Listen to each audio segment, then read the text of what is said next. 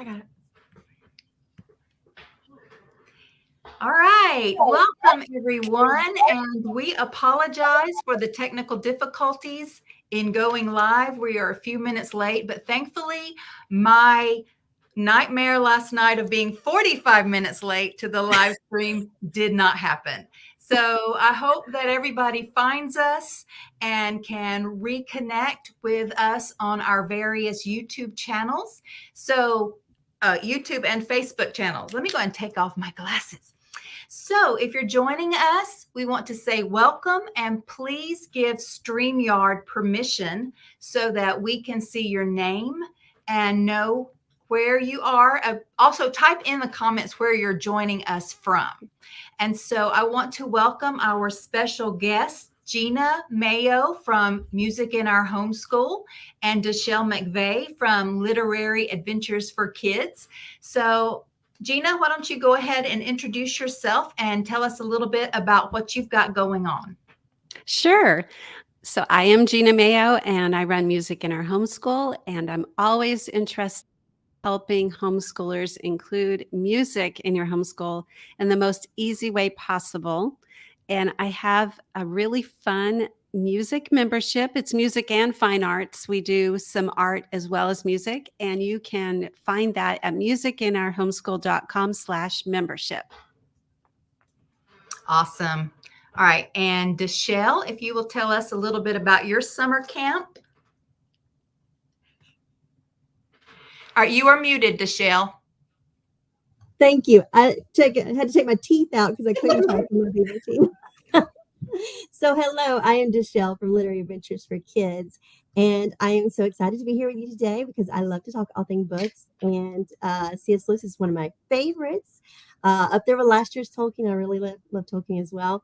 But our summer lit camp will be all about the Lion, the Witch, and the Wardrobe, which I have right here. So we're going to be going through this book all month, and we'll be meeting once a week until the end of June. So I'm really excited to meet your kids, new kids and old kids. Some of them are coming back from the last 2 years, so it's exciting and fun to be there with everybody. Yay. Thank you so much, ladies. And I just want to reiterate that finally, I see people showing up, and it was my fault that we were not live because I had the tech things set to record only. So I apologize for that. So if you're just now joining us, I believe that you have to give StreamYard permission so that we can see your name. And please comment so that we know where you're joining us from, because we are going to have each day some door prizes to give away. I forgot to bring it in here, but we have a boxed set of the Chronicles of Narnia that we're giving away. Dachelle is giving away a book of poems by C.S. Lewis and some Narnia stickers. And then Gena is giving away a year with Tolkien and Lewis. It's her morning time session for teens. It's amazing. And I don't even know if I'm going to pronounce it right. Is it Ocarina or Ocarina? She's muted again. Okay, we can't unmute. Hold on. That's okay. Yes, it's a fun little instrument called an ocarina. That is awesome. And are you going to demonstrate how to play it? I don't know how, but I have it. I have a recording. That is awesome. Okay, so I am going to shut up for a moment and let Olivia talk.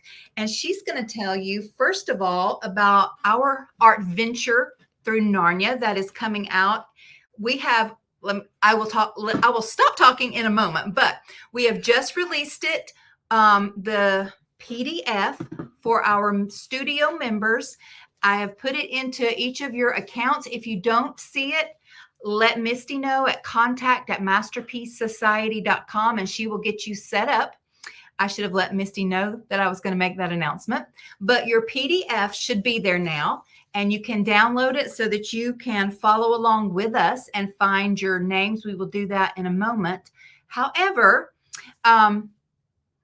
if you haven't signed up for it, we are on sale for $47 through the end of the month, June 1st. Our art camp is going to go up to $127. So this is the time you should get in on it. And Dachelle, did you say the price of your camp? She's so cute. My camp is $50. However, if you're watching live, just type in live in the coupon code and you get 25% off. Oh, that's amazing. And then, Gina, tell us how much your membership is. I have 2 levels. The premium membership, which includes music and art, is $39 a month. Awesome. Okay, so now I will shut up and let you talk about our paintings. All right. Well, I am very excited because I had so much fun putting these art projects together. I love Narnia so much. It has always been a comfort story for me. It was very special to me when I was a kid. And so this was a project that I was very, very excited to be a part of. So our first lesson is a painting of Aslan. Now, this one was so much fun to put together. There's all kinds of different colors in his mane, and we spend a lot of time just making it very bright and vibrant with lots of pops of color. Don't they match? Don't they look so great together? You talking about my hair? I tried to be a lion. My art teacher in high school told me I had hair like a lion's mane, so I just embraced it. Very nice. It was the 80s. And then our third art lesson, because the second one is going to be tomorrow, but the third one that we work on is Reepicheep, who was also really fun to paint, and the rest of the 3 of us are dressed up as Reepicheep today, which is really exciting. Reepicheep is obviously one of my favorite characters. He's so fun and he's so cute. Just don't let him hear you say it. So those are the ones that we are focusing on in this particular lesson today. Okay, so Dachelle is not Reepicheep. She is Mrs. Beaver. Oh, excuse me. And I need you to go online or go into the StreamYard and find out why their live streams are not working. So I'm just going to double check on our end. If y'all will give us a little bit of patience. I believe we are streaming now. It just took a little minute. I know that we are streaming in Facebook on Little Adventures for Kids, and we are streaming on YouTube at Hide the Chocolate. So I believe we're streaming now everywhere. We just had a hot minute to get there. All right. I am not seeing Gina's yet. Oh, wait. I should probably click on live. No, I'm not seeing Gina's, so we need to. All right. While Olivia is working on this, I am going to talk about, first of all, did you post the names? Not yet. Okay. We haven't got there yet. I was going to go ahead and do that. Alrighty. Well, while she's doing that, I want to just remind you, we have a 59-page PDF that comes with Artventure. And inside, we have ideas for cosplay, dressing up, which we're going to show you that today. Now, our camps and Dachelle's camp do not start until June 1st.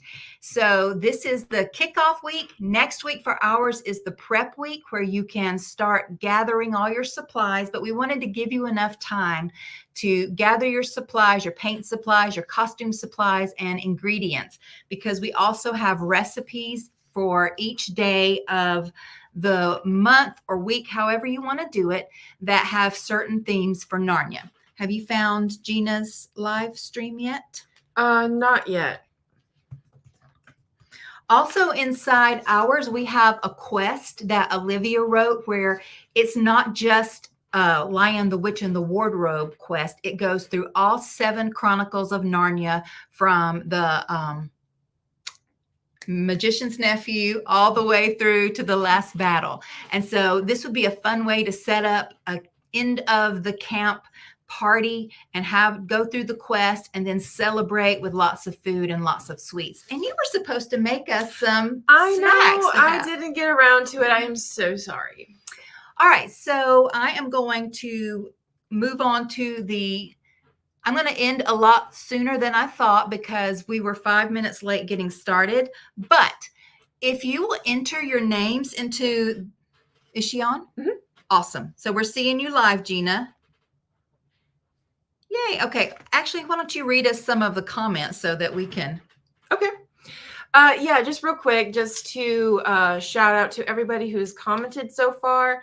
We have Melissa. She says she's from Colorado. I almost said avocado. Hey, Melissa. Glad you joined us. With Wyatt, Ashley, and William. Yay. And then we have AZ from Julia from Ireland.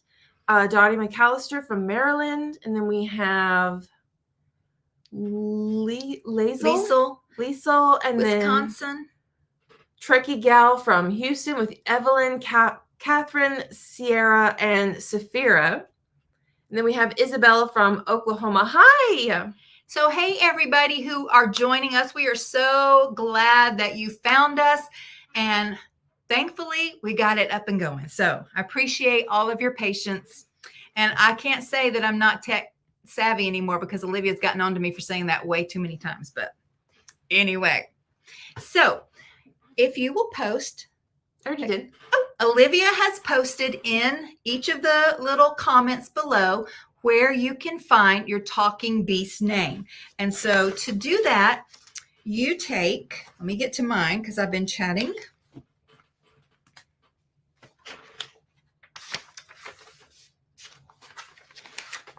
Oh, you take the first letter of your first name and the month you were born, and it will tell you what your talking beast name is. And so I am Snuffle Dust because my name starts with an A and I was born in November. I am Snuffle Dust Deer. And I am Flopsy Badger. And so, Dachelle, do y'all have this or do y'all want to give? Okay, you want to tell us y'all's name? Okay, Gena doesn't have it. Gena, what year were, no, not year. What month were you born? January. Okay, so your name starts with a G. So your first name is Nimble Knot, and you are a badger as well. So you and Olivia are in the badger family. Dachelle? I am Wood Weaver Owl, and I feel that is incorrect because I do not look at all owly today. So, You can be Wood Weaver Beaver. I feel like that's much more appropriate. I love that. And so just like we're doing, y'all can mix up your names. If you don't like yours, you can just mix and match and find your names for each day. But it would be really fun to get the stickers and put your name on it so everyone has to call you by that name on that day that you dress up. So if you want to enter your names in the comments, we can read those in a little bit. But I am gonna, do we have anything else we want to discuss? I can't think of any off the top of my head. I'm already looking at the names. So we've got Snuffledust Owl and Reepicheep Fox. We have Glimfeather Beaver and Bulgy Rabbit. We have Pattertwig Eagle. I'm also seeing a lot of people mention in the comments, especially on YouTube. All of the links are in the comments, so you just need to scroll up in the chat a little bit, and they'll be able to find all the links there. Okay, the links for the different. Yeah, the links for the different websites as well as for the Talking Beast name, the PDF, all the links are in the chat. And studio members, the entire PDF should be in your on your course page. And if you purchased it separately, it should be in your private course page as well. So I am going to go ahead and throw this over to Gena next, who is going to talk about how musical instruments can be used to simulate various animals. Hi, everybody. So you probably have noticed when you're watching movies or cartoons or something that they often use music to find a way to really give you more feeling of the story, of the characters. So I thought it would be fun today for us to look at some instruments and play a little bit and see if we can possibly find a way to pick a particular instrument for a particular animal. What I did was I just found some simple instruments that I had around home. So even if you don't have any real instruments, you can get something like this. A pan from your kitchen, and some wooden spoons. Maybe you have a plastic Easter egg and you can fill it with rice or with dried beans or something like that, and it can be a shaker.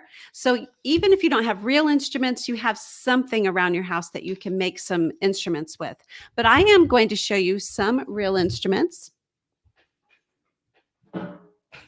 This is one of my favorites for making a variety of different kinds of sounds. It's a hand drum, and you can play it in so many different ways, which is really fun. You can obviously hit it with your hand, and you can hit it with a stick, but you can also scratch it and rub it and, hit it with like your elbow or the palm of your hand, different ways like that, and it sounds different. So I'm going to demonstrate those for you. So just listen for a second.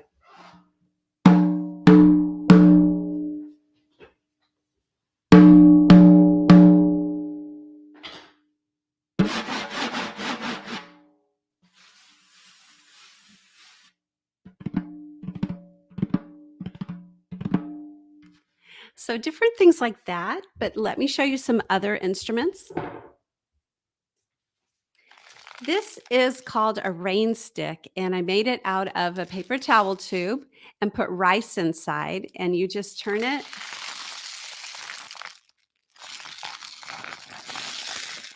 Hopefully you can hear that.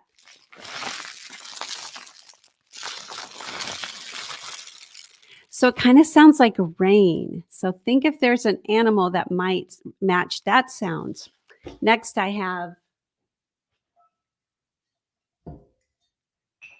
this instrument. And this instrument actually has an animal sound in its name. It's called a cowbell.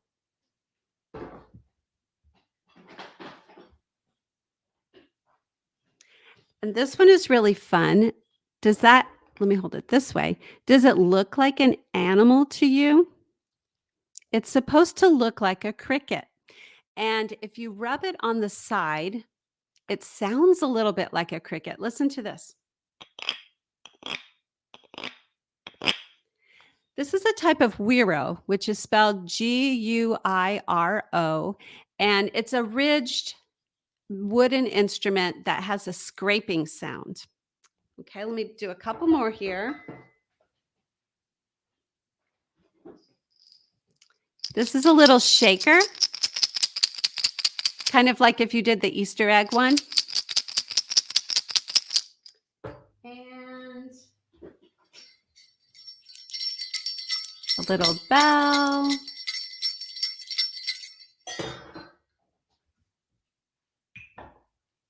Here are some sand blocks. This one's going to be pretty quiet. Listen.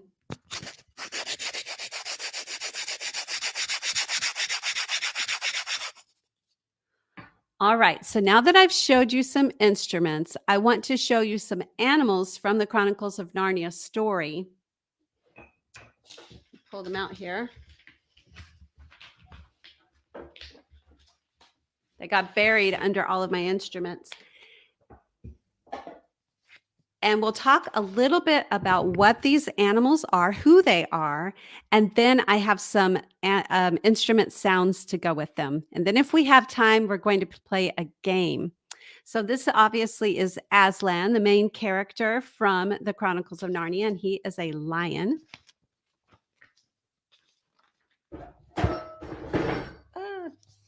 This is Reepicheep, the mouse.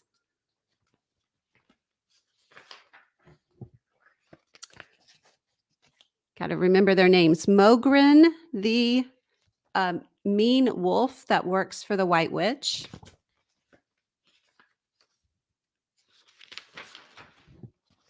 Glimfeather is an owl. We have Fledge, who used to be Strawberry, but then he got wings and his name was changed to Fledge.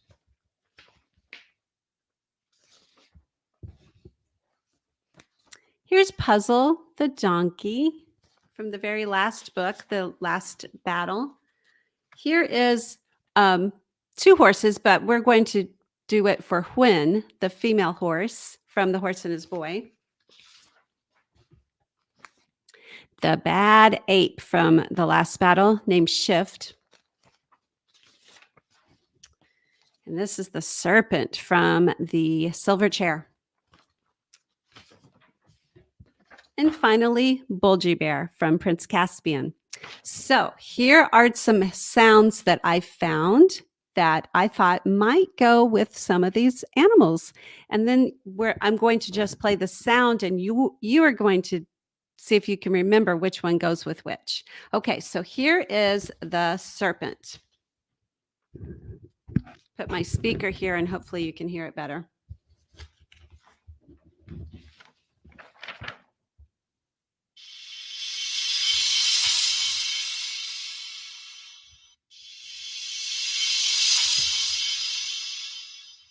So that was actually a cymbal. So it kind of sounds like the hissing of a snake, doesn't it?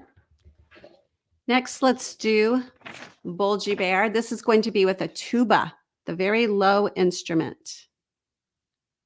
Here he is.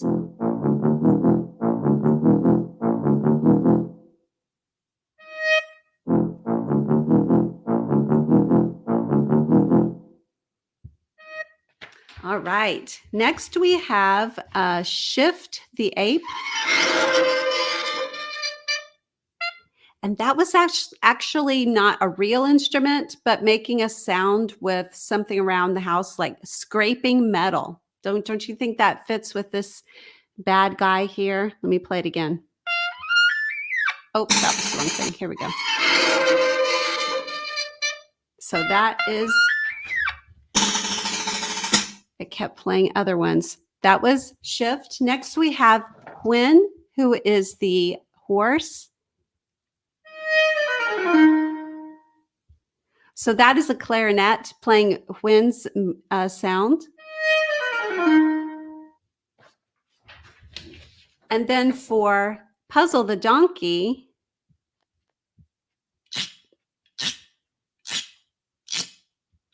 we're using some type of whiro to make it sound like he's clip-clopping. Listen again.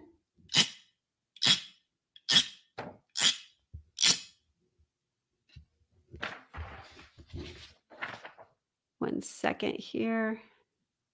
Okay, then we have the flying horse Fledge. And where is he? Where he is.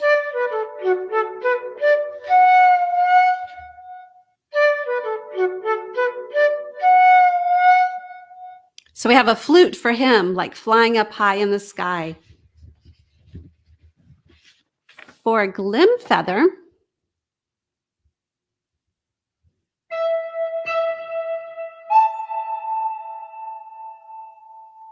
another high-pitched sound. That was a piccolo. Let me play it again.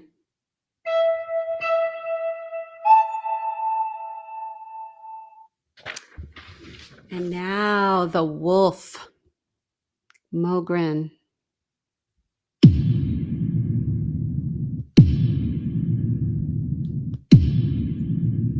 That's a low bass drum for him.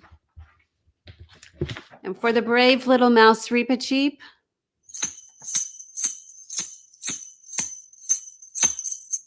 we're doing a tambourine, kind of like him leaping around doing his sword fighting. Let me play again.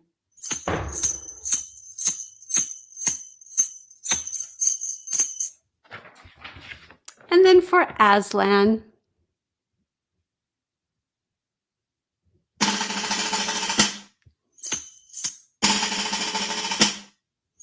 we did the snare drum because he's such a regal character. By the way, tomorrow when we come back and do this again, we're going to be talking about musical instruments that go with royalty. And we'll talk about some more of those. And I will be giving away this instrument, the ocarina. So if you'd like to win this instrument, be sure to join us tomorrow. Okay, you ready for the game?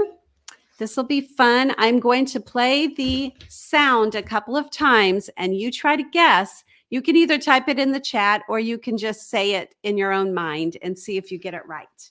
Okay, so here we go.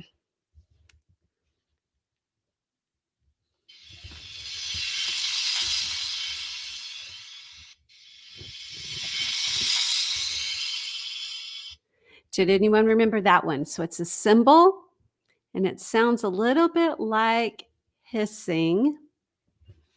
So that was the snake. That's right. Very good. The serpent or the snake. I'll play it one more time. Okay, here's the next one.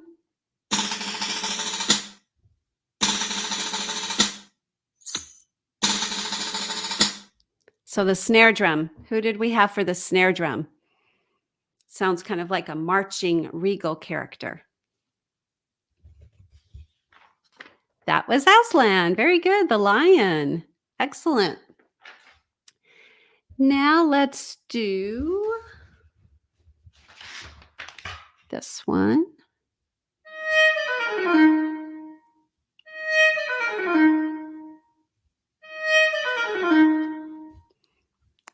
Sounds a little bit like a neighing horse, maybe. That was the violin for Hwin, the horse. Now this one. I think this is my favorite.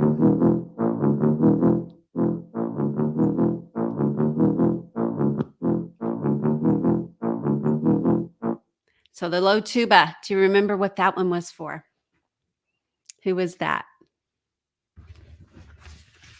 You guys can answer while I find the picture. Here it is. Yay, Bulgy Bear, you got it. That's right, Bulgy Bear was the tuba. Now let's do this one.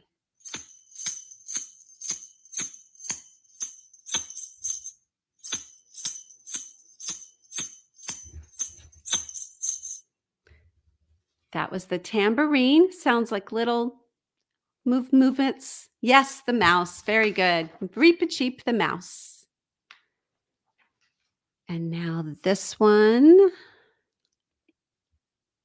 Where'd it go? There it is.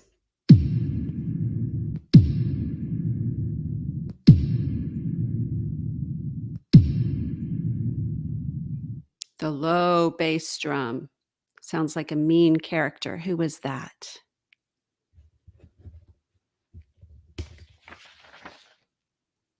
Yeah, it did sound like an explosion. The wolf. That's right. Mogren the wolf. And then we have this one.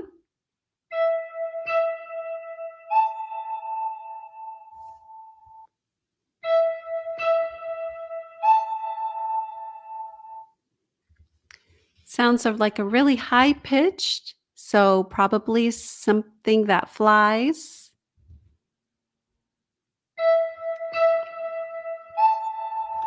Very good. It's the owl, Glimfeather. And yes, that could be the flying horse. They're very similar. But this one was Glimfeather, the owl.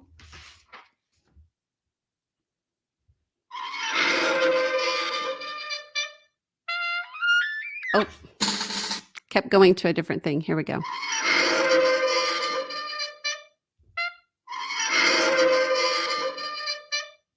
That one sounds scary, evil. That was Shift. Very good. The ape. Shift the ape. Okay. We have, I think, two more.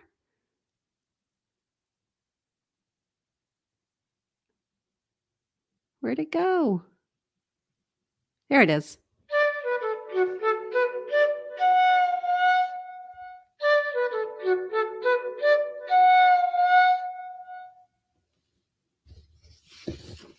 Who was that? Another flying animal? That was Fledge the flying horse, formerly known as Strawberry. That's right. And one more. Who's this?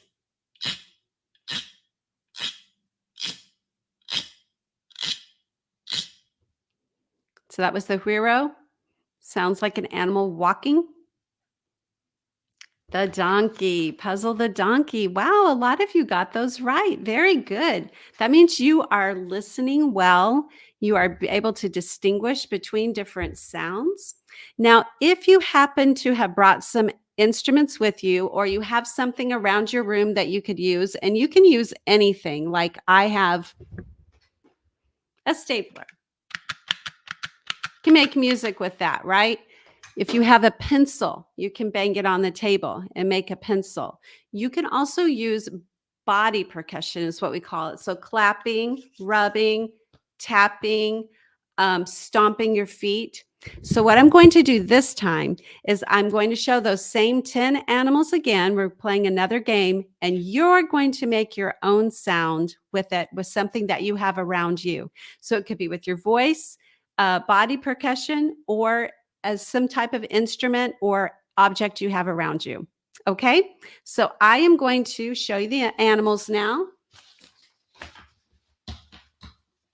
And you guys just have fun being creative. Okay, here is Puzzle the Donkey. Unfortunately, we can't hear everybody's, but if you want to, you can type in and tell us what you did or what object or instrument you used.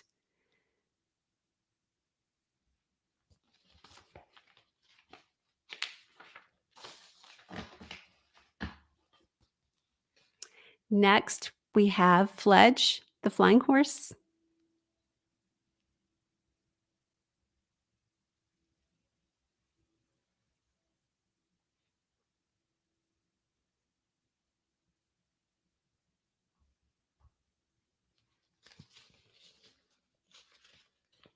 You banged your shoes on the table. Good one.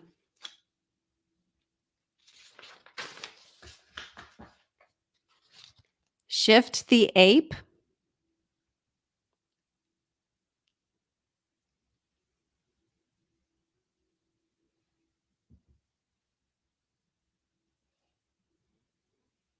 A couple of things other people have done is plastic egg with beans inside, clapping hands on the ground, blowing in a bottle, coconuts, and whistling. Those are great.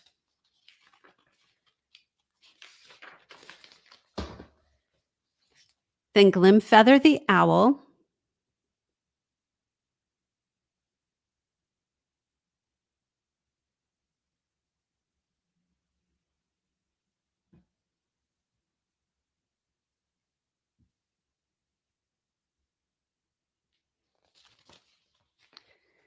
Piano tambourine.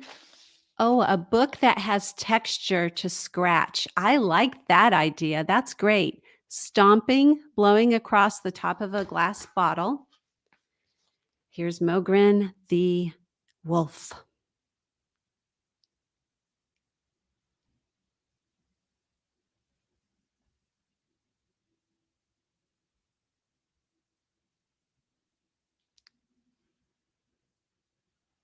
Scraping spoons together, banging two spoons together. Oh, a recorder for the owl. That's great. Next, we have Reepicheep the mouse.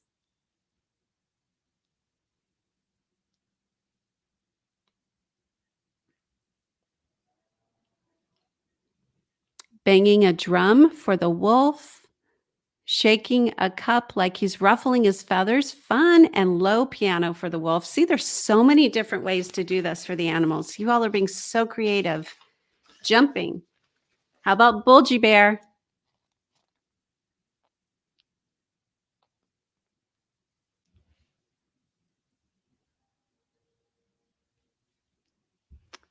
Shaking a pill bottle, tapping a pencil for mouse footsteps, twinkling wind chimes, bells, and jumping and scratching a plate.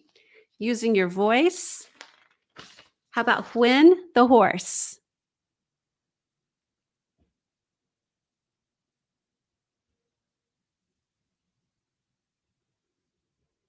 Tambourine, banging the stick of a broom, playing a harp for the mouse, roaring, and for the bear you cut paper. Love it. Can't actually remember where I started. Here's Aslan. I'm pretty sure we didn't have Aslan yet. Playing the piano, playing an ocarina. Look at you.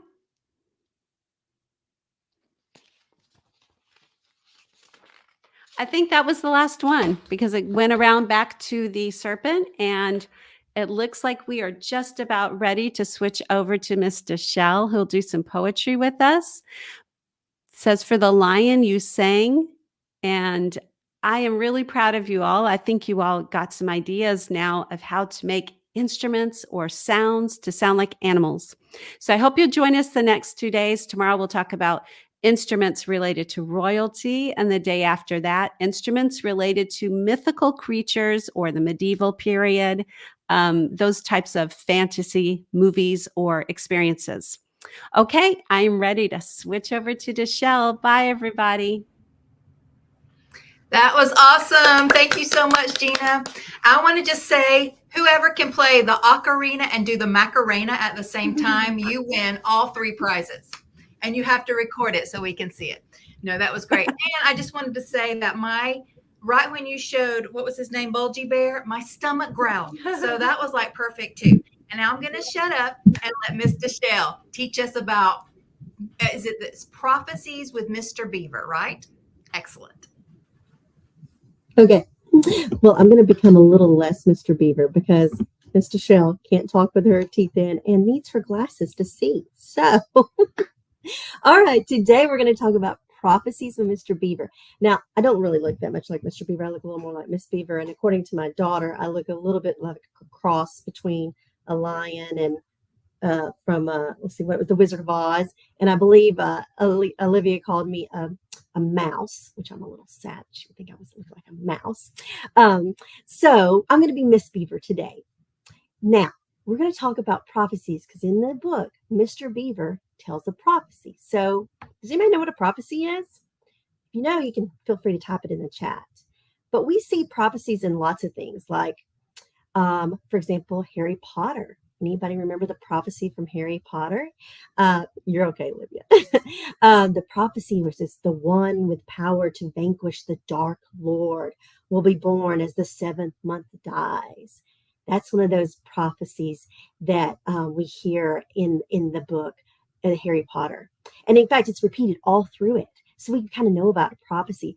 If you read the Bible, you'll read prophecies in the Bible. So prophecies are something that is like a prediction. Yes, exactly. Some of you are putting in here, foretelling the future. That's exactly what it is. It's foretelling the future.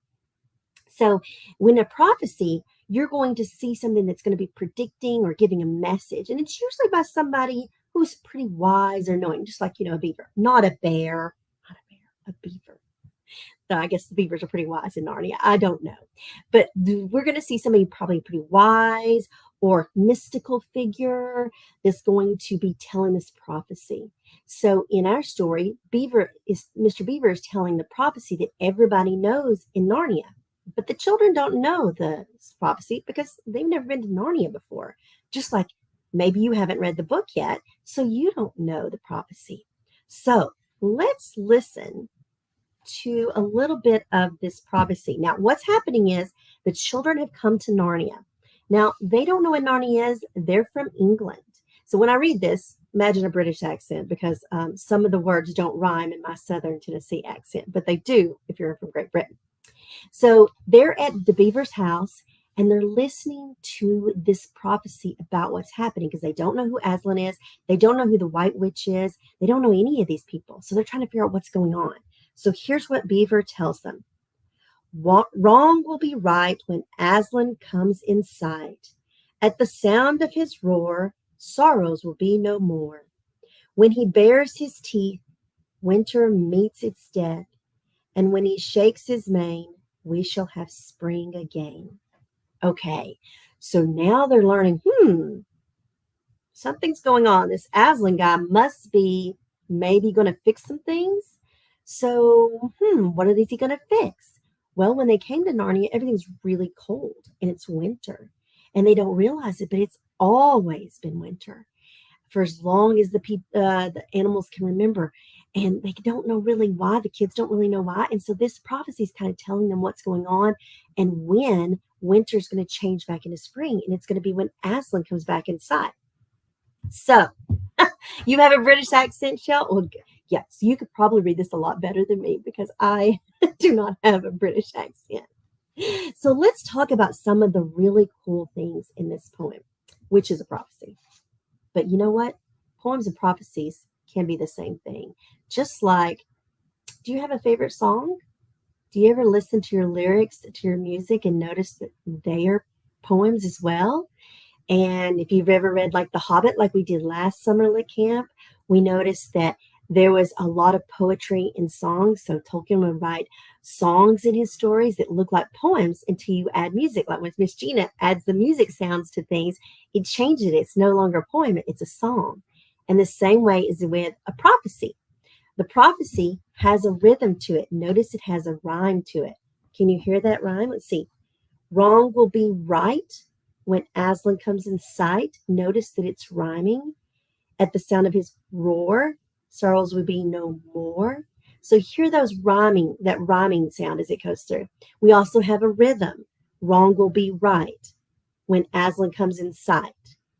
At the sound of his roar, sorrows will be no more. So you can feel that rhythm. So you know the prophecy is also poetry. So we're kind of doing both things. Oh, you're reading The Hobbit right now? Great. This is a good book too. Okay, so what we're going to do is I'm going to have you close your eyes. If everybody just close your eyes, and I want you to listen, because we're going to listen to the poem. And I want you to think about everything that you can see and hear as I read the poem, okay? And if you think about it, and you think of something, go ahead and type it in the comments, what you're seeing or what you're hearing when I read the poem, okay? This is called imagery. And so imagery is this really cool literary element that's used to make pictures in your mind. So the author's going to give us some really cool visuals, and we're going to see it in our minds. Everybody close your eyes. Are you ready? Close your eyes. Wrong will be right when Aslan comes in sight. At the sound of his roar, sorrows will be no more. When he bares his teeth, winter meets its death. And when he shakes his mane, we shall have spring again. Or again, if I'm British. Okay, could you see things in your mind? What did you see when you were listening to that poem? Or prophecy, I guess I should say. Could you see him baring his teeth? Could you see the lion's teeth? Could you imagine what Aslan looks like? Now, if you haven't watched the movies, you may see your own type of lion. If you watch the movies, you'll probably see the lion from the movies, because that's kind of how we do. We get those pictures in our head, and it's hard to let go of them. I remember reading this book a long time ago, and I had all these pictures of what things look like in my head. And then as I watched the movies, they all changed to look like the movies. All the kids in the story look like the movies. So that's okay. Okay, so we've got, I don't know if I'm saying his name right, Shadrin says a lion. Melissa's kids say winter turning into spring, snow melting. Oh, those are good visuals. Yeah, when the winter turns into spring, we see things start to melt. We see things start to come back alive again, because in the winter, it's all cold and things are dying, right? Most of our trees don't have pretty leaves on them anymore. Most of our flowers are gone. So we see all that death and decaying and things. And then things that are broken, okay, good. And then we see spring things coming back to life. So we get those ideas in our head. What about when he shakes his mane? Do you guys see? My mane is all tied up back here, but we'll see. What back here I can do my mane. Shakes his mane. Do you see the mane, the hair flowing? Now I really look like a lion, don't I? Shaking his mane. Yeah, you see Aslan roaring. Flowers blooming. Good. Okay. So this is what we call imagery, is creating this image in your mind. Now that's a mental imagery. Have you ever thought about maybe something where you have sound? We call that auditory imagery. Can you hear anything? What if I read this line again? At the sound of his roar, sorrows will be no more. Can you hear what Aslan sounds like in the story? Can you hear a lion roar? Is it a little weak roar, or is it really loud roar? Is it like a cub lion, or does it sound to you like a very powerful lion? What do you think? When the sound of his roar, sorrows will be no more. So that, yeah, you heard his roar. Oh, you're a lion. So yeah, me too. I'm a Leo. So there you go, lion. Oh, joy coming and excitement. I love that. That's a great visual. Loud and strong. Yes. So his roar is very loud, very strong, very powerful, because it's got to turn winter into spring. It can't be a little wimpy roar, can it? It would have to be very powerful, very loud, very good. Okay, so let's see if I can find another point. Oh, here's another one. Here's another prophecy. When Adam's flesh and Adam's bone sits a caravel enthroned, the evil time will be over and done. All right, let's close our eyes again and listen. When Adam's flesh and Adam's bone sits at Caravel enthroned, the evil time will be over and done. And I'm sure in British it says done, so it rhymes. But let's listen to that one in our heads and let's picture some mental images.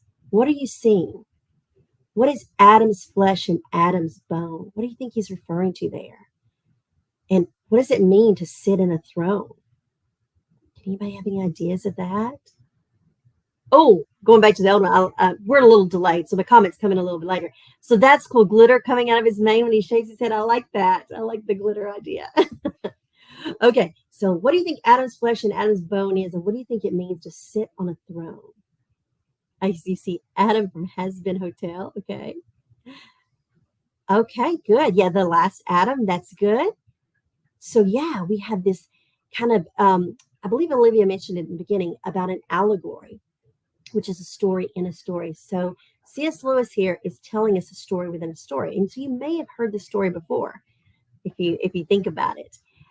So it makes two boys and two girls. So the kids, that would, yes. So Adam's flesh and Adam's bone, that would be people. Okay. So that's the kids that we're talking about. And it doesn't really say kids. So they don't know at this point, is it talking about them? Is it talking about somebody else? But they know that it's supposed to be a person or people because it's more than one. And then we talk about sitting on the throne. That sounds like royalty, doesn't it? Sounds like somebody's going to become a king or a queen. So these are the prophecies that the children are hearing, and they're trying to figure out, what does this mean? Okay, so that's where we talk about imagery. Let's talk about something else that is a literary element. And this is a really important one. It's called symbolism. Now, I just said the word allegory. An allegory is a story within a story. So somebody's telling a story, but there's another story already in there. Maybe it's something like The Little Engine That Could. Anybody ever read that story, The Little Engine Could? And he just keeps going and keeps going. And that's the story about a little engine, but it's also a story about how we need to keep going, keep fighting, and keep doing what we need to do, those kind of things. Those are like stories within a story. Allegories tell us something that maybe we wouldn't understand if we just said it outright. So we tell it in another story that's more fun, like with a lion and little kids going into Narnia. That makes it a little more fun, and people can read it and go, oh, that's just a children's story, but it actually tells us a really good moral to it. So in symbolism, our author is going to find things that he's going to think are important, and he wants to make them even more important in the story. So let's think about that. We have Aslan. Now, Aslan, let's go back and look. What is Aslan going to do? When Aslan comes at sight, sorrows will be no more. So he's going to get just rid of all the sorrows. Also, when he bares his teeth, winter's going to go away. When he shakes his mane, spring is coming. So do you think Aslan, what do you think he's a symbol for? Anybody got any ideas? I'll give everybody a second because I know that the comments take a hot minute. Okay, so are you studying? So Wyatt is studying literary devices. So this is a great review. We like to do a little literary devices in our poetry tea times too. This is not really tea time today, but I don't have my tea, but we will have tea time later in the week. Okay, yes, great allegories. So Aslan in this story, the very obvious one, if you're looking at the allegory, is God or Jesus, the biblical view of Jesus. But in more simple terms, we're looking at hope, right? We're looking at goodness, positive, good things. Right now, we're working on a Star Wars thing. And so we're talking about the good versus the bad, the light versus the dark. So there's good versus bad. And in this story, Aslan is the good. Aslan is the light. He's the hope.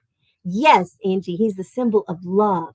He's the symbol that everything that's good and right in the world. Whereas we've got the white witch who's turned everything winter. So that would make winter kind of bad, right? And we see death. And we see things dying and things cold and nothing's growing. And think about it. If it was always winter, what would you eat? All our food would die. Even if you said, okay, well, we can go out and hunt animals, you couldn't even do that because the animals would die. So in winter, everything kind of dies. It's perfect for our world. We need that for our world to turn around and become spring again. But you couldn't live like that. And so all the animals were suffering in Narnia. And all the creatures, different creatures, magical creatures were suffering. Yeah. And so we see Aslan as this hope, whereas in spring being this good thing. So we see spring as a symbol of renewal and warmth and all the good things, whereas winter is the witch's reign, and it's evil and it's cold and it's despairing and it's sad and it's just not good, right? So we see those symbols of comparing really obvious things. Winter, where the evil queen is ruling, and spring, where the good Aslan is ruling. So think of those two options. He makes it really obvious. Yeah, the white witch being death. Good. Okay, so we got those symbols now. So we've looked at imagery and we've looked at symbolism. Okay, here's your job for tonight. Are you guys ready? I want you to write a prophecy. Do you guys think you can write a prophecy? It's not that hard. It really isn't. So these were short little prophecies. There are longer ones. If you go into Lord of the Rings, you can find a longer one. Harry Potter, there's some more in there. I bet you go to Macbeth, if you're a Shakespeare fan, you can find some prophecies there. So there's prophecies everywhere. Let's see if you can write one. It's really simple. Here's all you have to do. First, well, you have to think of something you want to write a prophecy about. Okay, so that's a brainstorm. You just sit and think, what would I like to write a prophecy about? It could be about how you're going to be the favorite sister. I don't know. Or something about your dog or your cat. And what you want to say is when, and then give something that's going to happen, some big thing that's going to happen. And then something else happens. See how simple that is? When you're thinking something happens, then something else happens. So you could say, when the golden dragon flies, peace will fill the skies. Now you don't have to rhyme, but I think it's way more fun if you rhyme. Don't you think it's way more fun if you rhyme? So see if you can do that. That is your homework for tonight. Well, yeah, homework. And I'll see you tomorrow to see what your prophecies are like. Now, before I go, I want to tell you about our special giveaway today. So every day, as Miss Alicia was telling you, we have a giveaway. And mine is today. So I have this great book of poems. Did you know C.S. Lewis was a poet before he ever became the writer of Chronicles of Narnia? He wrote poetry. His first book was published when he was 14. So are any of you close to 14? Because if you're still getting there, maybe you're 8 or 9, you still have time to write your first book of poetry and beat C.S. Lewis. And maybe you're 14, 15, 16, 17, 18. You could still write your own book of poetry. But his first book of poetry was written when he was 14 years old. That's pretty cool, isn't it? And this is a book of poetry that is made up of a lot of poems that he wrote over all his years. And in fact, his secretary, he put them together and put them in this book so that we could read them. So there's even a couple of stories in here, a couple of poems that are about Narnia. But most of them are not. And there you can see some really fun poetry in here. So this is one of the things that's going to be a giveaway. The other is a sticker. So my kids and I, we love stickers. We put them on our mugs. See my stickers on my, well, not mug. I guess that's my Yeti. Or your, I don't know, what is the new thing? I forget. Stanley, put it on your Stanley. I just like the one that, is pretty to me. So you can put it on there. You can put it on your computer. You can put it on your phone. You can put it on your books, your notebooks, whatever. So we have one that has Aslan, courage to your heart. And then this one is, can you recognize that? The light post when they enter Narnia. And it has a quote that says, I'll come back when you call me. We need to say goodbye. And we have to say goodbye today. So if you'd like to win any of these cool things, then what you need to do is type in the comments now. Are you ready? Beaver. Because I'm a beaver, right? Beaver. So if you can type beaver, and if you don't know how to spell beaver, B-E-A-V-E-R, but we won't hold it against you. If you're close to beaver, we'll count it. So type beaver into the comments, and we'll pick one of you lucky people to win the poem book and the stickers. That's today. And if you want to continue on and have fun, make sure and join us at Summer Lit Camp. The code is scroll up there somewhere. It's up there in the comments. And you can get 25% off today if you type in live as the coupon code. And you get to join us. We're going to meet 4 times this summer. We're actually going to start this week on our Summer Lit Camp because it takes a while to read before we can get to our next meeting. But our next meeting will be next week in June. So I can't wait to see you guys there. And I'm going to turn everything back over to Miss Alicia and Miss Olivia if they are around. There they are. We're here. All right. So I just want to make a note that all of you who are commenting, Miss Dachelle is going to choose the person, but the mother is the one who needs to. Do you want them to contact you, or do you want everyone to contact Misty and she can send the information? Oh, either way, it's fine. Yeah, maybe we go Misty, and that'll make it easier. Everybody contacting the same person, so it doesn't make it difficult. All right. So do you want to choose right now? Like scroll real quick and we put the name in? All right. I will let my helper over here scroll and choose. Give me a second. Helper.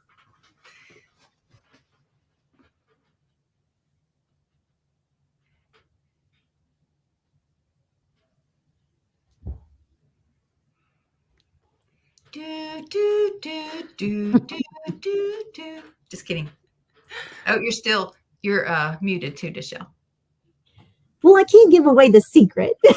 Our secret tactic for closing your eyes and putting your finger on there. That's what I'm doing. It's very sophisticated. And it's Jenny Alexander.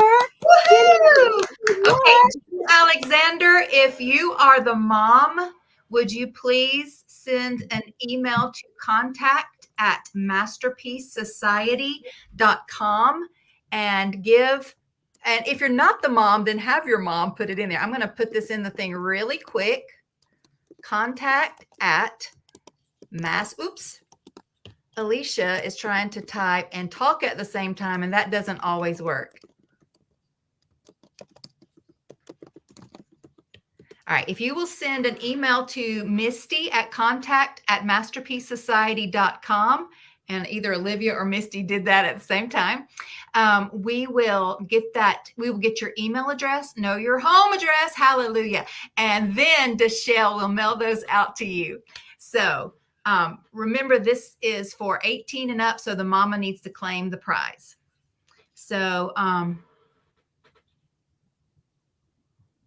okay, I was just reading the comments. I don't know what that even means. So remember, tomorrow, Miss Gena is going to give away the ocarina and a year of Tolkien and Lewis. Now, is that going to be two separate winners, or is that going to be one? Two separate winners. That is awesome. And then Olivia ran and got the book set. This is actually hers, but we're going to order it, a brand new one, for the winners on Wednesday. So this is the Chronicles of Narnia, and I love the artwork on these particular ones. So all of the books are really pretty. So we just want to thank y'all again for showing up and being a part and commenting. And tomorrow, I promise that we will go live at the right time and we won't be delayed 5 minutes. My fault. So we appreciate you coming, and we can't wait to see you tomorrow. So thanks for joining us, everybody. Bye-bye. Bye. Bye.